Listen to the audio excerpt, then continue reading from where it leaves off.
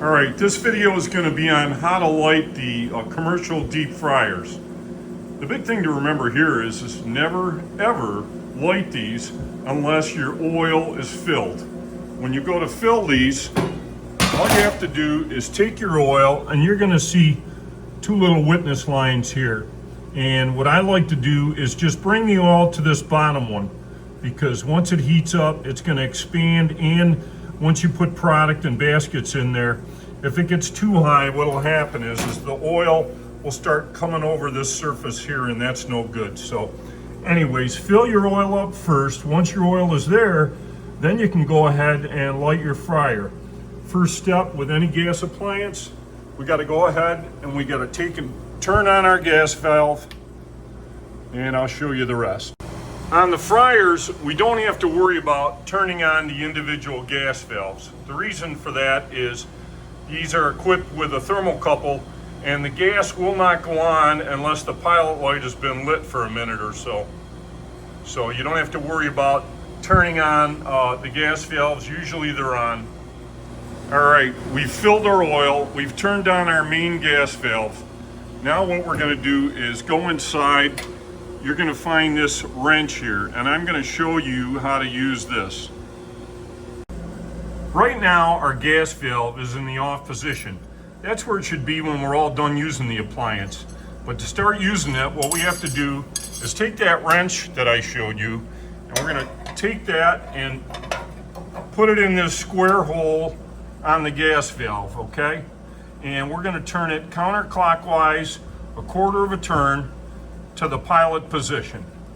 Once you've got that, you're going to find out that it's a lot easier to light this thing if you're laying down on the deck, because you're not going to be able to do it easily if you're kneeling. You won't be able to see where you're lighting. You're going to push this in with the gas valve in, the main gas valve is what I meant. Once you push this in, I'm telling you from experience, I'm going to let this off right now, but what you have to do is you have to keep that held in for about a minute before you try to light it, because you got to purge the air from the system.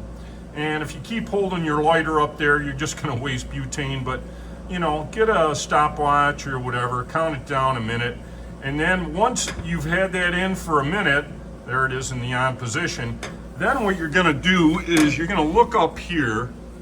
Let me show you where it is. Now you can see the thermocouple up there, all right, and right there, let me try to get you a better picture here.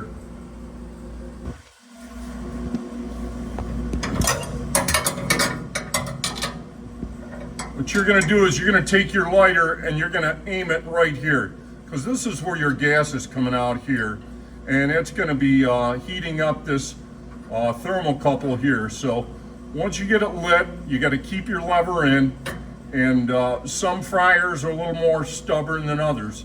Fryer number 2 seems to be a little more stubborn. Once you get your pilot lit, don't take your wrench out, keep it depressed, and after it's been on for at least 30 seconds, now you can take your wrench out. If the pilot light stays on, then you know the thermocouple is heated up enough and you're all set to go. All you'll have to do now is go ahead and turn this from the off position, and you're going to turn it all the way to 350. Now, this is roughly just a starting point, okay?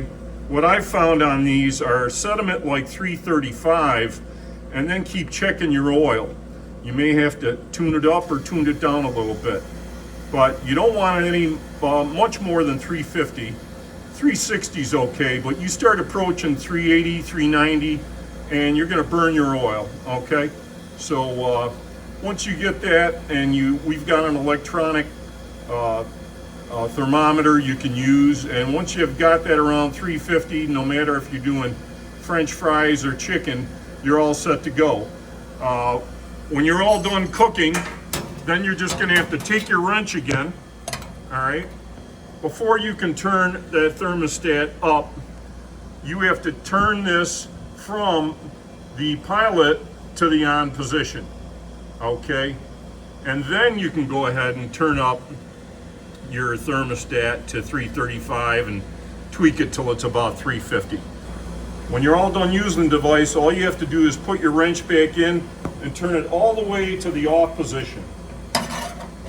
And also make sure this is bottomed out to off. Now you're ready to go ahead and shut off your main gas valve and you're done. Last step after using the commercial deep fryer is to turn off your main gas valve. And that's it.